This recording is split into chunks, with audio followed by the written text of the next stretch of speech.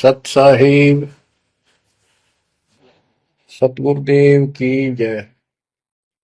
बंदी छोड़ कबीर साहिब जी की जय। बंदी छोड़ गरीबदास जी महाराज जी की जय। स्वामी राम देवानंद जी गुरु महाराज जी की जय हो।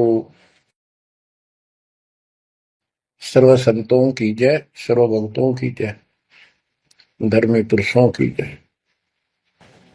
श्री काशी धाम की जय, श्री सुडानी धाम की जय, श्री क्रोथा धाम की जय, श्री बरवाड़ा धाम की जय। सत साहिब कबीर दंडवतम गोविंद गुरु, बंदो अभिजन सोए, पहले बहे प्रणाम तनु, नमो जो आगे हो। कबीर गुरु को की जय दंडवत, कोटि कोटि प्रणाम, कीर्तन जाने भृंग को, यो गुरु कर है आप समान। कबीर सतगुरु के उपदेश का सुनिया एक विचार, जय सतगुरु मिलते नहीं, जाते नरक द्वार। नरक द्वार में दूत सब करते खेचा तान, उनसे कभू नहीं छूटता, फिरता चारों खाने। कबीर चार खानी में भरमता, कबहू न लगता पार। सो फेरा सब मिट गया, मेरे सतगुरु के उपकार।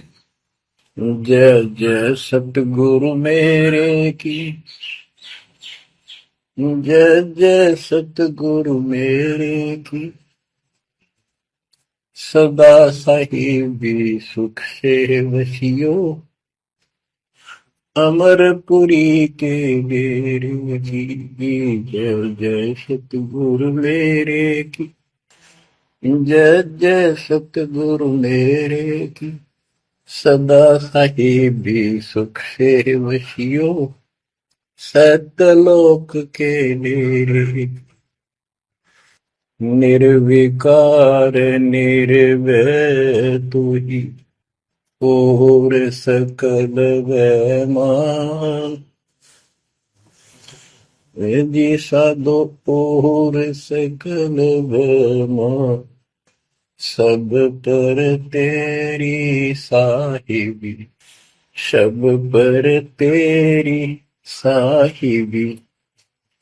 तुझ पर साहिब ना, निर्विकार निर्भय।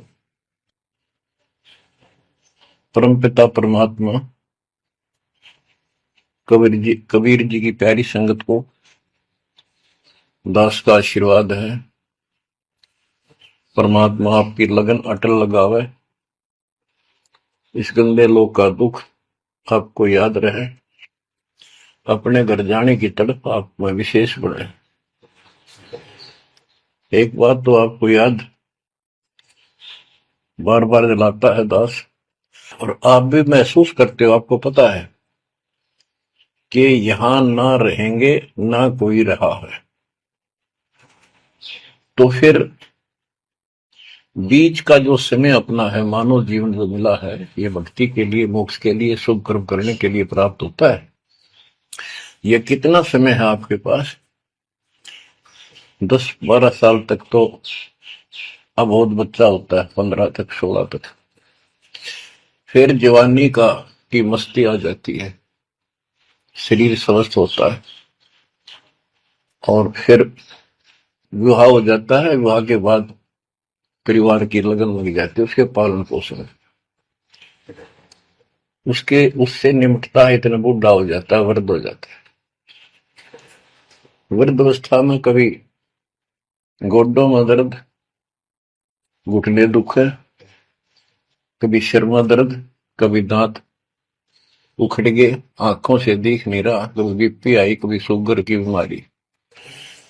तो इतनी परेशानी आ जाती है इसके ऊपर, जीना हराम हो जाता है।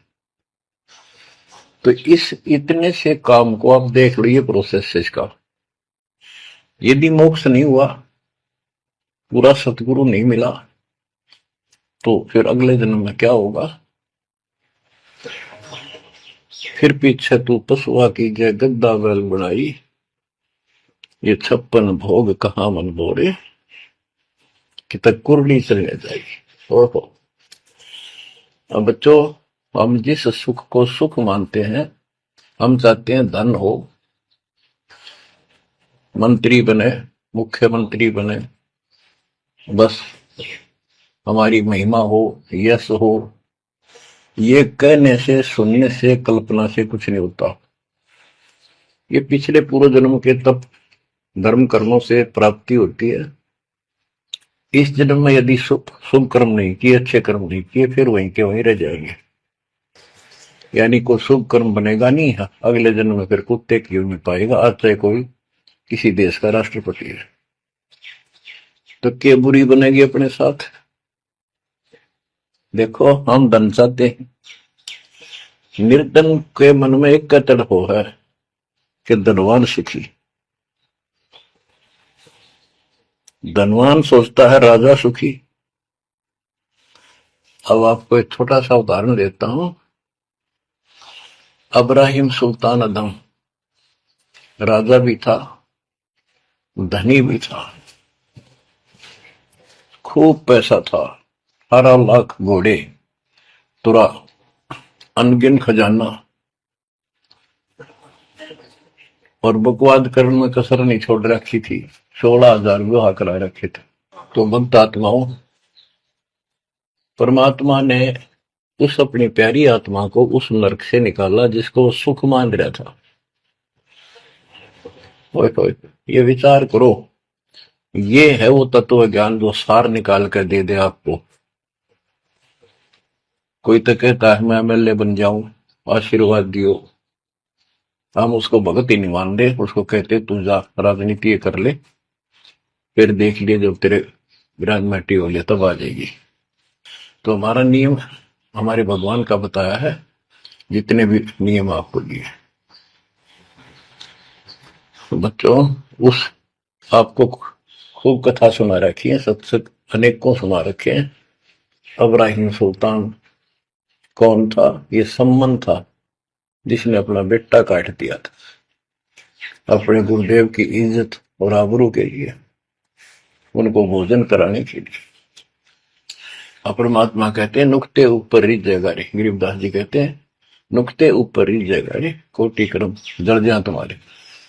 अब उसके मन में, क्योंकि ये सत्संग इसलिए सुनाए जाते हैं कि आपकी आत्मा यहां से कति हट जाए और केवल सतलोक में आस्था बढ़ गया। उसकी सतलोक में आस्था बनी नहीं उस समय, और ये पश्चाताप करता रहा, हे भगवान मैं धनी होता, बेटा काटना नहीं पड़ता, हे भगवान मैं धनी होता।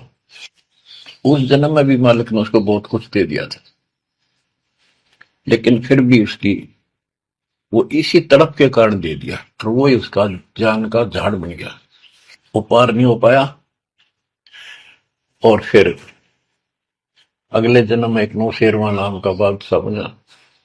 70 गंज यानी 70 अरब संपत्ति थी। एक पैसा दान नहीं करे, परमात्मा ने वहां जाकर उसको झटका दिया तो थोड़ा बहुत दान करवाया। वही आत्मा अगले जन्म में अब्राहिम सुल्तान अदम बना। अब जैसे कर्म कर रखा है वो फल तो भगवान देगा, लेकिन इसने के चाटे सुख न इस धन न इस राजपाट में अगले जन्म में कुत्ता बनेगा। परमात्मा को पता होता है हम अनजान बालक होते हैं, इसलिए परमात्मा उस नरक से निकालने के लिए अब्राहिम सुल्तान अदम के साथ, उनके साथ कितना कष्ट उठाया जाता है। एक जीव को निकालने के लिए कितने प्रयत्न किया जाता है। और आप इसी तरह बच्चों, इसी प्रकार परमात्मा देखो आपके लिए कितनी व्यवस्था कर रहा है, कहां से अपनी महिमा सुनवा रहा है। कहां से आपको जगा रहा है, आपको प्रेरित कर रहा है बच्चों, ये लोग अच्छा नहीं, इसमें तुम आंख मीच कर मत बैठो। अब्राहिम सुल्तान अदम मस्ती में था, वो साथ वो बड़े ठाठ बाट थे, धनी राजा था। एक 9 लखा बाग बनवा रखा था, उसमें सोया करता दिन में, कोई दिक्कत नहीं थी उसको, वो सुख मान रहा था। कबीर साहब कहते हैं, झूठे सुख को सुख है ये मान रहा मनमोद, ये सकल चबीना काल का, कुछ मुख में कुछ बोध। तो उस नरक से निकालना चाहा परमात्मा ने उसको, उनको पता था ये प्यारी आत्मा, ये 4 दिन का की बकवाद है, 10 दिन की, 5, 10, 20 साल की, उसके बाद असल जन्म कष्ट पाओगी, इसलिए उसको उस नरक से निकालना चाहे। और हम धन्य मांगे भगवान थे, तुम इतना मांगे आपको, तो साईं इतना दीजिए जामा कुटुंब समावे, हम भी भूखे ना रहे, अतिथि ना भूखा जावे। इसमें सब कुछ मांग लिया। जामा कुटुंब समावे, रिक्वायरमेंट ऑफ द फैमिली, परिवार की सब आवश्यकताएं। वर्तमान में आपने गाड़ी भी चाहिए, छोटा मोटा मकान भी सुथरा चाहिए, और वही रोटी, 2 रोटी अच्छी चाहिए, ये सब कुछ देगा आपको, क्योंकि ये धनी है, सेठ है, सारी सृष्टि का मालिक है। तुम उस जगत सेठ कबीर परमात्मा के बच्चे हो। यदि आप ठीक से चलोगे, माता पिता के अनुकूल चलोगे, तो क्या, जैसा भी कोई माँ बाप है अपने बच्चों को बहुत सुख देना चाहते हैं, आपसे दुखी रहेंगे, तो परमात्मा उस प्यारी आत्मा को निकालने के लिए सतलोक से चलकर आए। जैसे आपको वेदों में कितनी बार, अनेकों बार प्रमाण दिखाए, पढ़ पढ़ कर सुनाए, वीडियो बना रखी, आप पढ़ते देखते हुए देखा करो।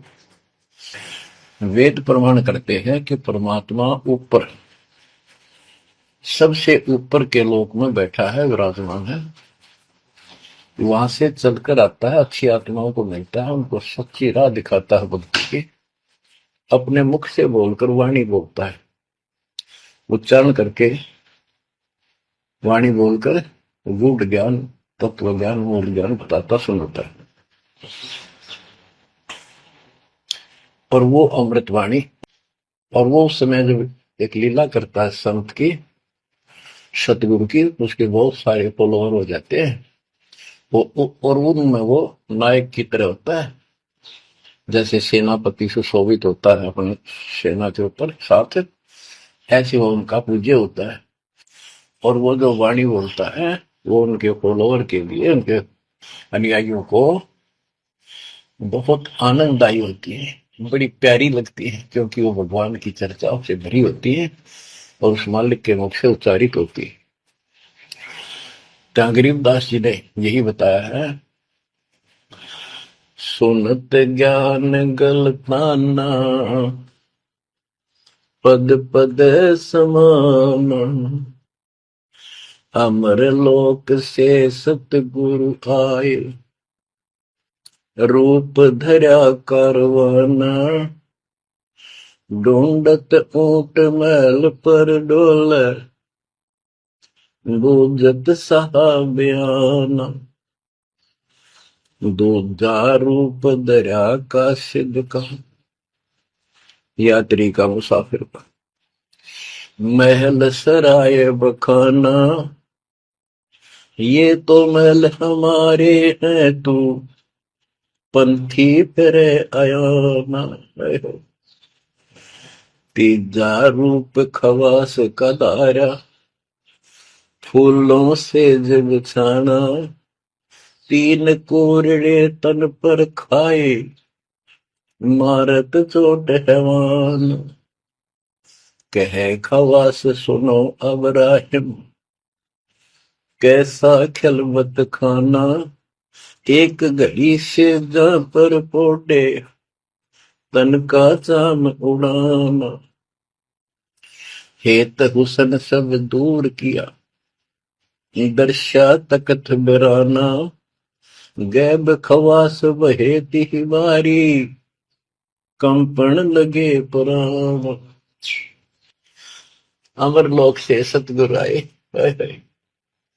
सुनत ज्ञान गलताना, पद पदे समाना। अपने सतगुरु के मुख से सारा ज्ञान सुन के और वो परमात्मा के द्वारा गई बताई गई पद्धति पर गलतान हो गया, मस्त हो गया, लग गया। लेकिन उससे पहले अमर लोक से सतगुरु आए, रूप धरा कारोबाना। एक ऊँटों वाले व्यक्ति का रूप बनाकर जो ऊँट पाला करते हैं, राजा के महल की छत के ऊपर जिसको वो सो रहा था, वहां ऊपर से आकर प्रकट हो गए सतलोक से, और हाथ में लठ ले रखा, उसकी छत छत पर मारे जोर जोर से। शोर हुआ। अब्राहिम सुल्तान नींद से उठा। उसने कहा, ये कौन बकवास कर रहा, पकड़ के लाओ। सिपाही गए, पकड़ लाए। पूछा, कौन है तू? परमात्मा बोले, मैं एक ऊँटों वाला हूँ। ये छत पे क्या कर रहा था? राजा, मेरा ऊँट खो गया, एक गुम हो गया, मैं उसने खोज रहा था, देखो आपकी छत पे पाया जाता है। अब राजा बोला, अरे भोले व्यक्ति, ये राजा का महल है, ऊँट पर कभी छत छत पर कभी उठ चढ़ सकता है? ये कभी नहीं हो सकता। अच्छा बावला। तो उससे पहले राजा ने कई महात्माओं को पकड़ पकड़ के जेल में डाल रखा था कि मुझे भगवान बताओ, दिखाओ। तब कबीर साहब ने कहा, जैसे छत पर ऊँट नहीं चढ़ सकता, ऐसे तेरी बकवादों से रब नहीं मिल सकता, खुदा नहीं मिल सकता। यूं कहकर अंतर ध्यान हो गया। ऐसे फिर कुछ दिन बाद आपको सारी कथा सुना रखी है। ये एक यात्री का रूप बनाकर आए। यात्री, सफर, मुसाफिर पैदल चला करते थे। रात हो जाती, किसी शहर में, सराय में, धर्मशाला में रुका करते थे। तो वहां राजा के महल में पहुंच गए। साथ में अपने कपड़े लत्ते ले रखे, जैसे उसमें यात्री चला करते थे। राजा बाहर बैठा था, सैनिक साहब थे। वहां जाकर बोला, अरे धर्मशाला वाले, सराय वाले, राजा की तरफ हाथ करके, मैंने रात काटनी है, मैं यात्री हूँ, मुसाफिर हूँ, और एक कमरा बता, उसका किराया बता दे। राजा बोला, अच्छे बोले आदमी, ये बोले मुसाफिर, तेरे को पता है ये तू कहाँ खड़ा है? मैं कहा, नहीं जी, मैं राजा हूँ और ये मेरा महल है, ये सराय नहीं है। परमात्मा बोले, आपसे पहले कौन था इसमें, तेरे से पहले बता। क्यों? मेरे दादे परदादे थे, वो कहाँ गए? वो अल्लाह खुदा को प्यारे। और बच्चों, कितने दिन रहेगा तो इसमें? इसलिए उन्हें सराय बताई, आंख खोल ले। यूं का अंतर ध्यान हो गए, मूर्छित हो गया अब्राहिम। वो डर गया, यू के रिश्ता, और उस दिन भी ऐसे हो गया था। उस दिन के बाद फिर अपने 9 लखे बाग में जैसे प्रतिदिन विश्राम किया करता था, वैसे गया। परमात्मा ने उस दिन, देखो बच्चों, आपके लिए कितने भटक रहे, एक बंदी का रूप बनाया, स्त्री का, वैसी वेशभूषा बनाकर, और उसके बिस्तर लगाया। देखो, जो दिन मेरी शरण है, ताका हूं मैं दास। बच्चों देखो, अपनी एक प्यारी आत्मा के लिए अपना, वो हम बच्चों, वो हमारा बाप है, और हम इस शैतान के लोक मां के शैतान हो गए, बिगड़ गए। बताओ कितना कष्ट उठाया अपनी प्यारी आत्मा के लिए। कबीर साहब कहते हैं, जो दिन मेरी शरण है, ताका हूं मैं दास। ये दास वहां गुलाम बने, एक बंदी का रूप बनाया नौकरानी का, अपनी प्यारी आत्मा को इस काल के इस षड्यंत्र से निकालने के लिए, जिसको तुम राजपाट और सुख मानते हो, तुम्हारा दुश्मन है। आपको क्या कहते हैं? दूजा रूप धरा का सिद्ध का, महल सराय बखाना। ये तो वो बोला कि परमात्मा ने, गिरिदास जी बताते, कबीर साहब ने दूसरा रूप एक मुसाफिर यात्री का बनाया, और इस महल को सराय बताया।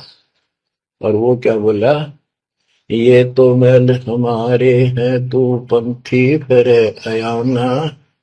ये हमारे महल है, तू अनजान पंथ यात्री घूम रहा है, कहाँ गया। तीजा रूप खवास का दायरा, फूलों से जब छाना। तीन कोरडे तन पर खाए, मारत चोट हैवान। वो शैतान अपने परमात्मा के बंदी समझ के उसने ये सोचा कि ये बंदी मेरी सेज पे कैसे लौट गई। परमात्मा ने उसका बिस्तर लगाया, उस पाप लौट गए। बंदियों की वेशभूषा नौकरानियों की अलग होती थी, रानियों की अलग। उसने कोर्ट में आके कोरडा उठाया। एक घोड़ा इतना भयंकर दर्द करता है, घोड़े को भी उसी में आ जाती थी। घोड़ों के लिए होता था और उधर से दंड देने के लिए भी वही रखा जाता था। फटाफट फटाफट तीन कोरडे मारे, गुस्से में अपने मालिक के पड़ गए। तीन कोरडे तन पर खाए, मारत चोट हवान। कह खवास सुनो अबराहिम, कैसा खिलवत खाना। एक घड़ी सिजा पर पोडे, तन का चाम उड़ाना।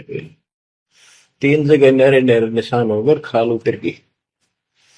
और हंसे भगवान, खूब हंसे। राजा के पसीने आ गए कि ये कोरडा लगे पातशाह और दस जा। उसका हाथ पकड़ा।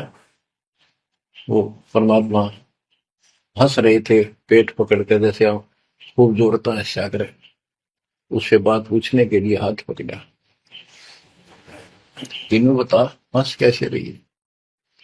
कि मैं इसलिए हंस रही हूं कि मैं तो इस तेरी गंदी सेज पर एक घड़ी सोई थी, मेरे तीन कोरडे लागे, मेरी खाल उतर गई, और बच्चों तेरा के हो गया कोई दिन रात सोए। और जो सोवत दिवसों रहता, उनका के हाल बुझाता। इतना कहते अंतर ध्यान हो गया।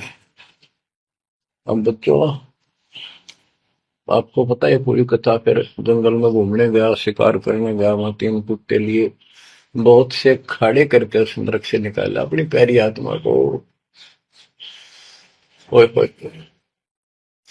फिर कहते हैं उसने जब ज्ञान समझ में आ गया कि तो कति नरक दिखने लग गया वो। सब राजपाट गैब खवा से बहे ही वारी, कंपन लगे पराना। उतरी तेरी ले फकीरी, पैरा तो सा खाना। मुलमुल खासा दूर बगाया, ताखी पैर अमान। कहते हो सुंदर कपड़े, राजशाही कपड़े उतार के और अपना सामान एक कंबल लपेट लिया। 16 सहेली ही छोटी, 18 लाख तुराना। सतगुर शब्द ले फकीरी, अब्राहिम सुल्तान। 16,000 औरतें, एक से एक सुंदर, 18 लाख घोड़े, और सतगुरु के शब्द से उनके विचार सुनकर राज त्याग कर फकीरी संन्यास लिया, उस घर से निकल गया। कितना धन था वो बताया, थोड़ा सा वर्णन है। हीरे मोती मुक्ता छोड़े, अरबों दरब खजाना। 70 खान 72 उम्रे, तजे अमीर जवान। मेवा मान बढ़ाई छड़ी, अमृत भोजन खाना। नंगे पैरों बहे पियादे, बरकत छाड़े निशान। घोड़े जोड़े सब ही छोड़ चले, अनंत फौज तिलखाना। सार शब्द दिल अंदर वेद्या, अविगत अमल दीवान। चढ़त गयंद इंद्र की नाई, सूरज अर्थ छपाना। सेना संगरंग दल बादल, गर्द जात असमान। होए होए।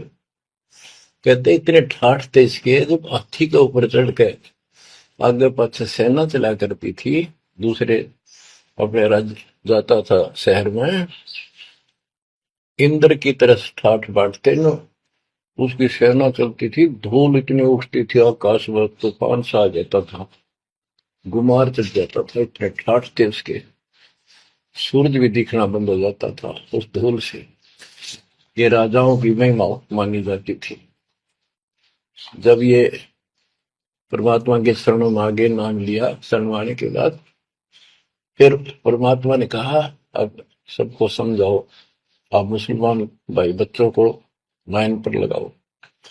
गुरु जी रूप में परमात्मा थे, क्योंकि ये तीन रूप में लीला करते हैं, एक बालक रूप में, एक ऐसे कहीं साधु संत रूप में कहीं डेरा बना कर लग जाया करते थे वहां के आत्माओं को निकालने के लिए, और कभी जैसे प्रगट हुए गरीबदास जी के आए कर चले गए, ऐसे भी करते हैं।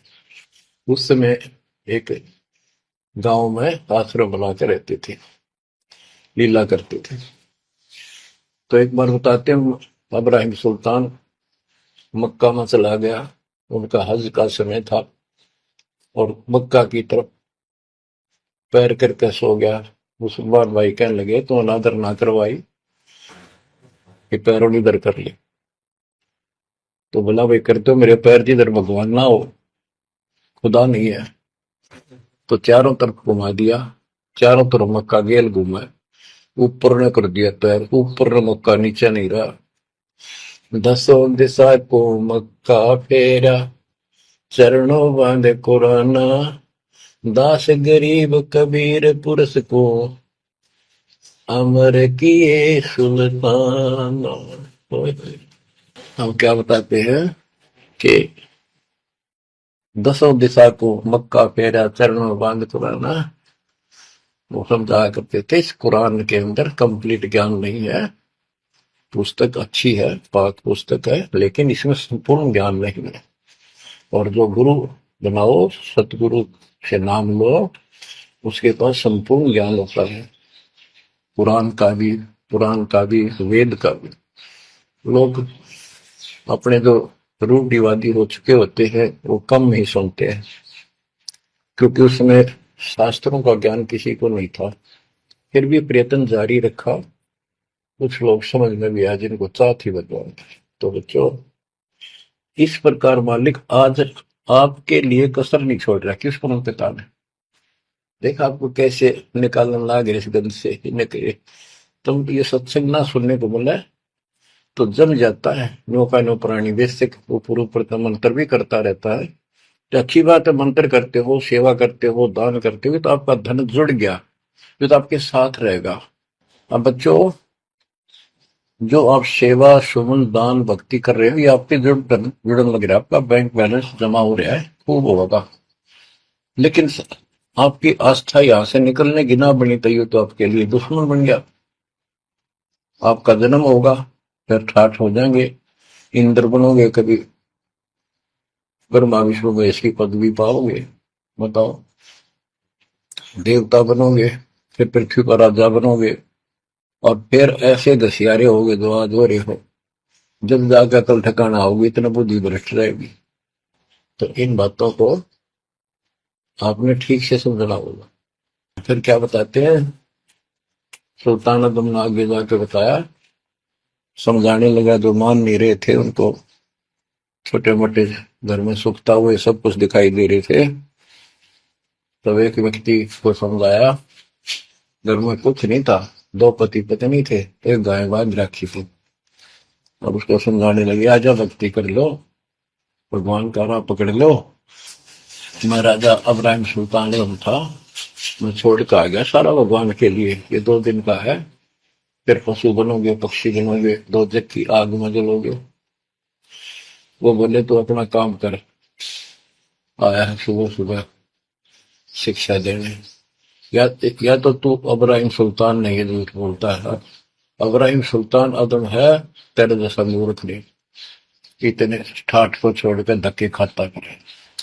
अब बच्चों, उनकी बुद्धि के अनुसार बालक थे, वो तो अपने हिसाब से सही कह रहे थे, लेकिन जिसके गिला भगवान था, और जिसमें सब कुछ नर्क दिखाई देता, और वो कैसे भगवान की बात है। रांडी ढांडी नाथ, गरीबदास जी ने बताया कि ये बोला इब्राहिम, रांडी औरत ढांडी एक गाय कि रंडी ढंडी ना तजे ये नरकिये काग, ये बलक बुखारा छोड़ दिया ठीक हुए पिछली लाग। ये पिछली लाग पिछले संस्कार थे कोई, आज मैं सब कुछ छोड़ गया। बच्चों आपकी भी पिछली लाग है ना। कौन उठे सुबह सुबह नींद छोड़ के, काल तो सुहावे है हटे बिरान माटी करा कर कुत्ता बना के गली में सुहा होगा, वहां भी उठना जी ना करे। कुत्ते देखे आपने वैसे नशा होते हैं, कति निकट से आ लेगी ना गाड़ी, जब थोड़ा सा उठ के न टलेगा जब सर पर बाज ले ना, तुम सोचा विश्राम कर रहे हो, तुम पहले महलों में था, वह आदत आज भी है, तो ये सुधरना और समझना पड़ेगा। बच्चों एक तत्व ज्ञान परमात्मा ने जो बताया, उसके अतिरिक्त इस व्यक्ति का किसी के पास भी तत्व ज्ञान नहीं, और उस तत्व ज्ञान के बिना जीव का उद्धार नहीं है। तो तत्व ज्ञान आज दास के पास है या परमात्मा के पास था, मेरे गुरुदेव के पास था। मेरे गुरुदेव ने कहीं नहीं बताया किसी को दास के अतिरिक्त।